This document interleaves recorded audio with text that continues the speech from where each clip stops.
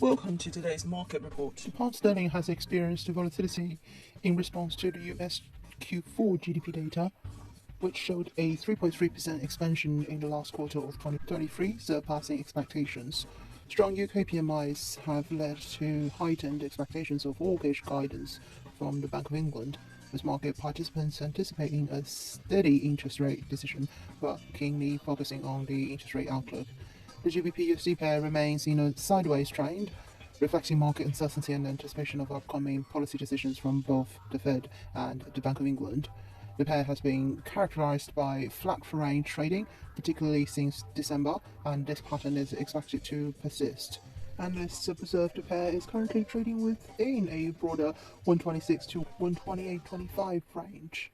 The US stock market, led by the S&P 500, has been on a remarkable ascent, reaching record highs and significantly outpacing its global counterparts. In 2023, the S&P 500 saw a 24% gain, continuing a decade-long trend of outperformance. This surge has widened the valuation gap between the S&P 500 and MSCI index, which tracks stocks in over 40 other countries, to near its widest in over 2 decades.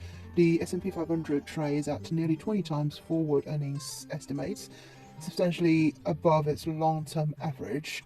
Despite these high valuations, investors are drawn to US stocks due to stronger economic and earnings prospects compared to Europe and other regions, as well as the heavy weighting of technology companies in the S&P 500.